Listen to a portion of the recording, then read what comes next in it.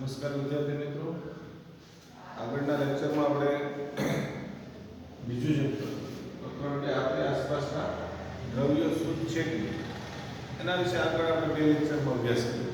એમાં દ્રાવ્ય ભણ્યા, દ્રાવણ ભણ્યા, મિશ્રણ ભણ્યા, દ્રાવણની સાંદ્રતાનો અભ્યાસ કર્યો, દ્રાવણના ગુણધર્મનો અભ્યાસ કર્યો, દ્રાવણની સાંદ્રતા માટે જુદી જુદી રીતો છે, એના ઉપરના દાખલા છે તે પૂછે. આપણે પાઠ્યપુસ્તકમાં ઉદાહરણ 2.1 આપે છે કે દ્રાવણની સાંદ્રતા મેળવવી હોય તો કઈ રીતે મેળવી શકે. જો એક દ્રાવણ છે, એમાં 320 ગ્રામ પાણીમાં 40 ગ્રામ સામાન્ય ક્ષાર ધરાવે છે. એક દ્રાવણ છે એની અંદર પાણી કેટલું છે? 320 ગ્રામ છે અને સામાન્ય ક્ષાર કેટલો છે? 40 ગ્રામ. સામાન્ય ક્ષાર એટલે કે મીઠું NaCl, 40 ગ્રામ NaCl છે અને 320 ગ્રામ છે પાણી છે. આનું છે તે દ્રાવણ બનેલું છે. તો દ્રાવણની સાંદ્રતા મેળવવાની છે કઈ રીતથી? વજનથી ટકાવારીના સંદર્ભમાં વજનથી અને પછી શું મેળવવાનું છે? ટકાવારી. તો આપણે ભણી ગયા કે વજનથી ટકાવારી, વજનથી ટકાવારી એનું સૂત્ર ભણી ગયા. વજન કોનું ઉપરનું આવે? દ્રાવ્યનું વજન છેદમાં દ્રાવણનું વજન.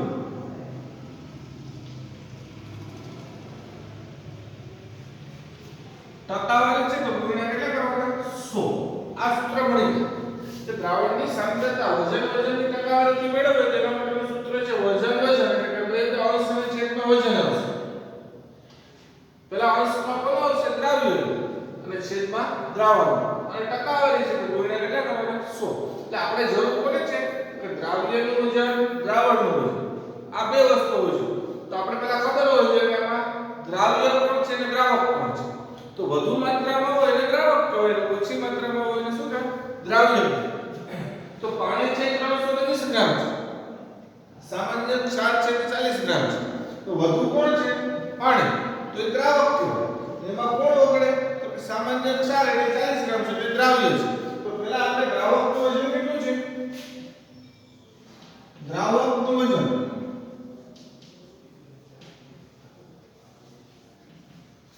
પાણી દ્રાવક છે તો 320 ગ્રામ. દ્રાવ્યનું વજન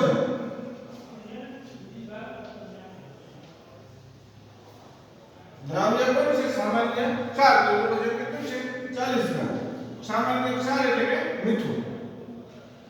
હવે દ્રાવકનું વજન અને દ્રાવ્યનું વજન આપણે જરૂર છે દ્રાવ્યનું વજન તો મળી ગયું. દ્રાવ્યનું વજન કેટલું છે? 40. અહીંયા છે દ્રાવણનું વજન. તો આખું દ્રાવણ છે શેનું બનેલું છે? પાણી એટલે સામાન્ય ક્ષાર. તો આપણે ભણી ગયા કે દ્રાવણનું વજન કેટલું હોય? તો કે દ્રાવણનું વજન બરાબર દ્રાવ્યનું વજન વત્તા દ્રાવકનું વજન. તો દ્રાવ્યનું વજન કેટલું છે? 40 ગ્રામ. દ્રાવકનું વજન 320 ગ્રામ. આ બેનો સરવાળો કરે તો 320 + 40 એટલે 360. આ કોનું વજન છે? આખા દ્રાવણનું. દ્રાવણ છે કેટલા ગ્રામનું છે? 320 ગ્રામનું છે. 320 ગ્રામનું દ્રાવણ છે એટલે સીધી આ કિંમત મૂકી દેવાની સૂત્રમાં કે વજનથી ટકાવારી. તો દ્રાવ્યનું વજન, તો દ્રાવ્યનું વજન જો કેટલું છે? 40 ગ્રામ. અંશમાં કેટલા આવશે? 40. દ્રાવણનું વજન, દ્રાવકનું નહીં કોનું? દ્રાવણ. તો દ્રાવણનું વજન કેટલું છે? 360 ગુણ્યા 100. ટકાવારી કીધી એટલે 100. ટકાવારી ન કીધી હોય તો 100 આવે નહીં. અહીંયા સાદુરૂપ આપીએ 0 0 ઉડી 4 9 36. તો વધ્યા કેટલા અંશમાં? 100/9. 100/9 કરીએ 9 * 1 = 9. 1 વધ્યો પાછા 10 આવે 9 1 1 એટલે આમ 1 1 1 અનંત સુધી આવશે એટલે કેટલું આવશે 11.1 છે જે આવશે કે 11.1 હવે ટકાવારી છે તો કે તારે શેમાં નાખવા પડે ટકામાં કેટલું આવશે 11.1% એટલે કે વજનથી ટકાવારી વજનથી ટકાવારી આ દ્રાવણ છે એમાં કેટલી વજનથી ટકાવારી આવે તો 11.1% છે તે જવાબ આવે એટલે કે આવા દાખલા છે વજનથી ટકાવારી વજન કદથી ટકાવારી વજન કદનું પણ સૂત્ર આપણે ભણી ગયા કે દ્રાવ્યનું વજન છેદમાં દ્રાવણનું કદ લેવાનું ગુણ્યા 100 એટલે કે જો ફરીથી એકવાર સમજાવ્યું આવો દાખલો પૂછાઈ જવાનો છે રકમ બદલાવી નાખે આ વજનમાં ફેરફાર કરી નાખે કે દ્રાવણ છે એમાં 320 ગ્રામ પાણી છે અને 40 ગ્રામ સામાન્ય ક્ષાર છે તો ઓછું કોણ છે 40 આ છે ઓછું છે તો દ્રાવ્ય થશે વધુ આવે છે પાણી તો દ્રાવક થશે આ બેના સરવાળા જેટલું છે તે દ્રાવણનું વજન હશે તો દ્રાવણનું વજન કેટલું 360 સીધું સૂત્ર મૂકી દેવાનું સૂત્રમાં કિંમતો મૂકી દેવાની કે દ્રાવ્યનું વજન છેદમાં દ્રાવણનું વજન ગુણ્યા 100 તો દ્રાવ્યનું વજન છે 40 છે દ્રાવણનું વજન છે 360 ગુણ્યા 100 આ 0 0 ઉડી ગયા 4 નવા 36 છેદમાં 9 વધે અને અંશમાં કેટલા વધશે 100 100 ભાગ્યા 100 ને 9 વડે ભાગો કેટલા આવશે 11.11 અથવા 11.1 પણ લખી શકાય અને ટકાવારીમાં કીધું છે કે નિશાની છે તે બોલી મૂકવાની ટકાવારી એટલે કે આવી રીતે આના દાખલા છે વારંવાર પૂછાતા હોય તો આપણે દાખલા છે આવડવા જોઈએ એના પછી આવશે નિલંબન હવે ભણવાનું છે આપણે નિલંબન આ દાખલો પાઠ્ય પુસ્તકમાં આપેલો છે તમારે એક બે વખત પ્રેક્ટિસ કરવાની લાવવી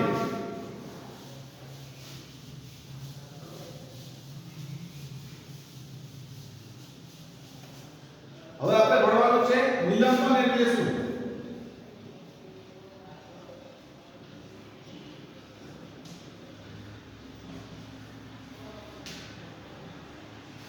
નિલંબન એટલે શું તો કે નિલંબન છે એક પ્રકારનું મિશ્રણ છે કેવું મિશ્રણ છે સમાન મિશ્રણ નથી વિસમાન મિશ્રણ કેવું મિશ્રણ છે વિસમાન નિલંબન એ વિસમાન પ્રકારનું મિશ્રણ છે જેમાં ઘન કણો પ્રવાહીમાં વિખેરાણ પામેલા હોય છે દ્રાવ્યના કણો છે એમાં વિખેરાઈને પડેલા હોય દ્રાવ્યના કણો છે કેવા એમાં વિખેરાણ પામેલા હોય છે અને જેને નિલંબન કહેવામાં આવે તો નિલંબન કોને કહેવાય તો કે એવું વિસમાન મિશ્રણ કે જેમાં ઘન કણો છે વિખેરાણ પ્રવાહીમાં વિખેરાણ પામેલા હોય આપણે જોવા હોય તો જોઈ શકીએ તો એવા મિશ્રણને આપણે શું કહે નિલંબન કહેવામાં આવે છે તો એવા દ્રાવણને નિલંબન તરીકે ઓળખવામાં આવે છે નિલંબન વિસમાન મિશ્રણ છે કે જેમાં દ્રાવ્યના કણો ઓગળતા નથી દ્રાવ્યના કણો છે ખાંડના કણો પાણીમાં નાખીને ઓગળી તો એને નિલંબન કહેવાય નહીં તો નિલંબનમાં શું હોય તો કે દ્રાવ્ય જે હોય એના કણો છે એમાં ઓગળવા જોઈએ નહીં જેમાં દ્રાવ્યના કણો ઓગળતા ન હોય એવા વિસમાન મિશ્રણને આપણે શું કહીશું નિલંબન મિશ્રણ તમે જોયું કે ઉદાહરણ દાખલા તરીકે આ ચોક છે પાણીની અંદર તમે આ ચોકનો ભૂકો નાખો તો શું થશે એમાં ચોક ઓગળી જાય ના ચોક એમાં ઓગળતો નથી આપણે પાણીની અંદર આપણે ચોકના કણો છે જોવા મળે થોડી વાર પછી હલાવો તો પાછા આપણે જોઈએ તો કણો છે એમને આપણને જોવા મળે છે એટલે એમાં એ ભળતા નથી સમાન થતા નથી પરંતુ એ કેવું મિશ્રણ છે વિસમાન પાણી અને ચોકનું મિશ્રણ પાણી અને ચોક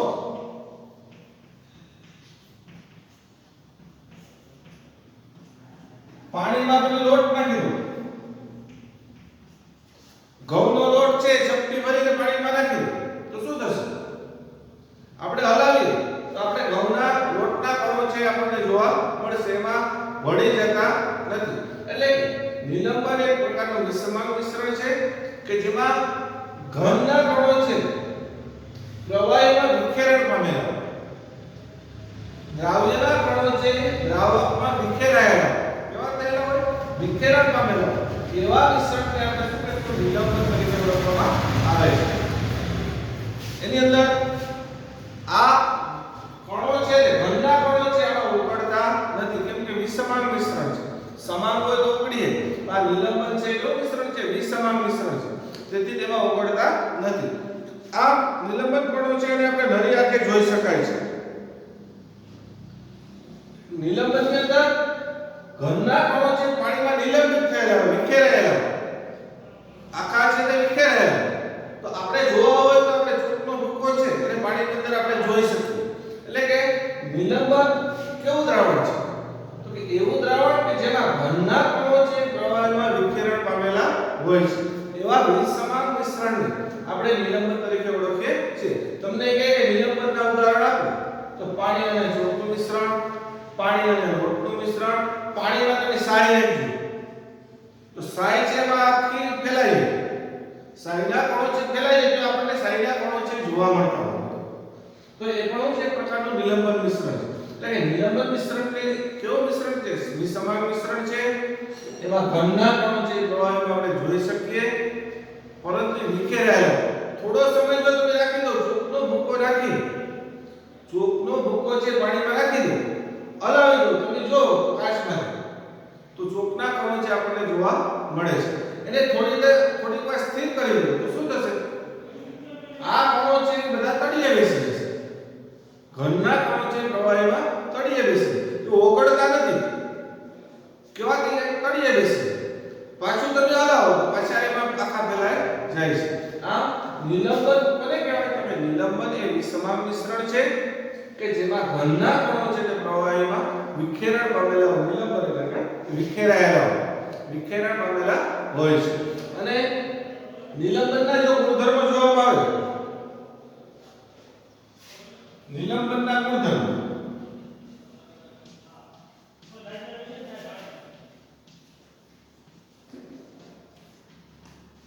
તો પહેલો ગુણધર્મ આપણે લખી શકીએ કે નિલંબન કેવા પ્રકારનું દ્રાવણ મિશ્રણ છે?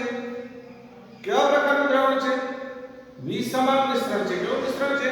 વિસમાન. એટલે કે નિલંબન છે તે વિસમાન પ્રકારનું મિશ્રણ છે. આપણે મિશ્રણના ગુણધર્મો પડી ગયા. નિલંબન વિસમાન મિશ્રણ છે.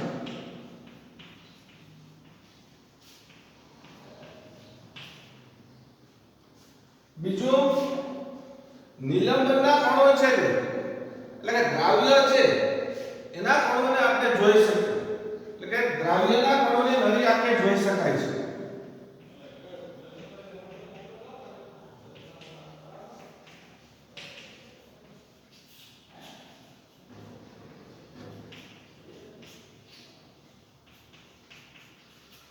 આપણે આગળ ભણી ગયા દ્રાવણના ગુણધર્મો. દ્રાવણના ગુણધર્મો તો દ્રાવણના ગુણધર્મો અને નિલંબનના ગુણધર્મો બે વચ્ચે તફાવત કે આપણે પેલું લખી શકાય કે દ્રાવણના ગુણધર્મો પેલો શું હતો? એ કેવા પ્રકારનું મિશ્રણ હતું? સમાન મિશ્રણ હતું. કેવું મિશ્રણ હતું? સમાન. નિલંબન કેવું છે?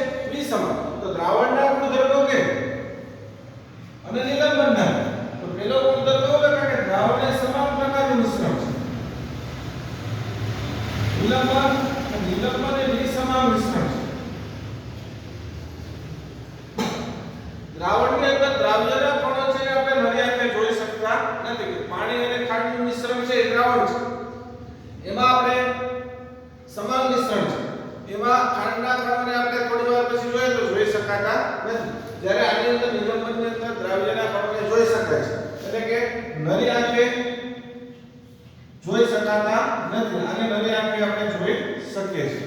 એટલે કે ત્રીજો ગુણધર્મ જોઈએ કે નિલંબન ધરાવતા કણો નરી આંખે જોઈ શકાય છે. નિલંબિત કણો તેમાંથી પસાર થતા પ્રકાશના કિરણોનું પ્રકીર્ણન કરે છે અને તેથી તેના માર્ગ આપણે જોઈ શકીએ છીએ.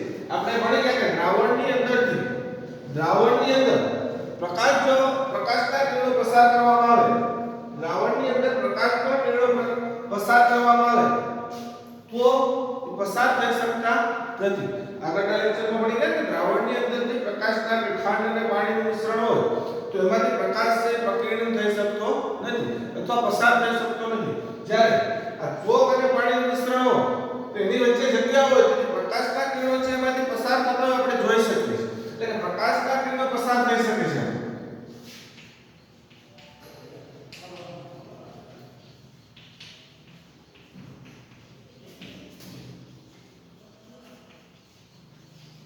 ચોથો ગુણધર્મ જોઈએ તો નિલંબિત કણોને કોઈ પણ ખલેલ પહોંચાડ્યા વગર મૂકી રાખવામાં આવે તો દ્રાવ્યના કણો પાત્રમાં તળિયે બેસી જાય છે. દ્રાવ્યના કણો છે તે પાત્રમાં તળિયે બેસી જાય છે.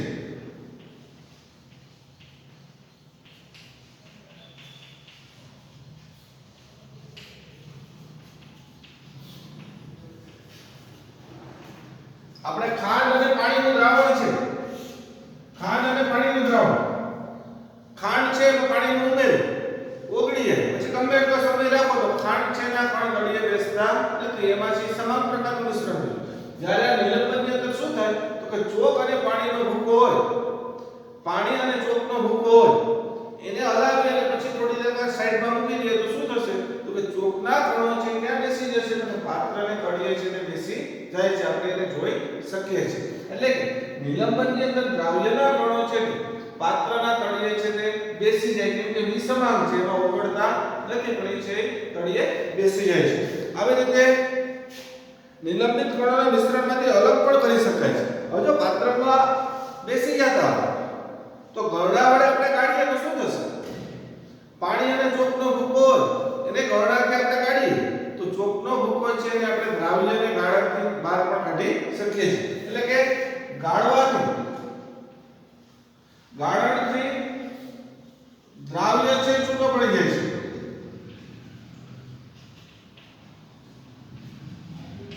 જ્યારે દ્રાવણની અંદર શું હતું ખાંડ અને પાણીનું મિશ્રણ હોય તેનું દ્રાવણ છે એમાંથી દ્રાવ્યનો ભૂકો છે તે દ્રાવ્ય છે ને અલગ પાડી શકાતા નથી. એટલે વિદ્યાર્થી મિત્રો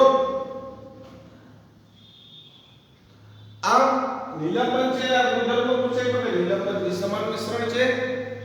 દ્રાવ્યના કણોને આપણે એમાં નરી આંખે જોઈ શકીએ છીએ. પ્રકાશના કિરણો છે એને પણ પ્રકીર્ણન થતું હોવાથી જોઈ શકાય છે. દ્રાવ્યના કણો છે તળિયે બેસી જાય છે. ગાળણ પ્રક્રિયાથી દ્રાવ્યને છૂટો પણ પડી શકાય છે. આનું ઉદાહરણ કઈ તો આપણે સીધું લખી શકીએ કે પાણી અને લોટનું મિશ્રણ.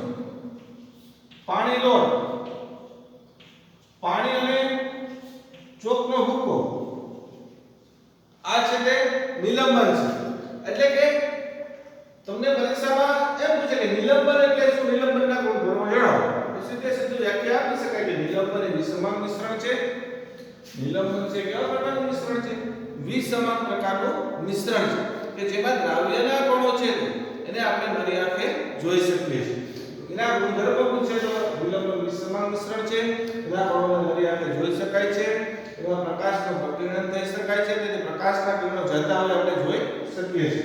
અને ગાળણ ક્રિયાથી દ્રાવ્યને છૂટો પાડવો હોય તો નિલંબનની અંદર આપણે પાડી શકીએ છીએ. અને ઉદાહરણ આપો તો પાણી અને લોટનું મિશ્રણ, પાણી અને ચોકનું મિશ્રણ. આવી રીતે નિલંબન છે એમ જ દ્રાવણ બની ગયું. તો બીજો પ્રશ્ન પૂછે દ્રાવણ અને નિલંબનના વચ્ચે તફાવત આપો. તફાવતના મુદ્દા આ જ મુદ્દો. નિલંબનમાં દ્રાવણ કેવું છે તો કે દ્રાવણનો પહેલો મુદ્દો આવશે તો કે કેવું મિશ્રણ છે? સમાન. નિલંબનમાં શું આવશે?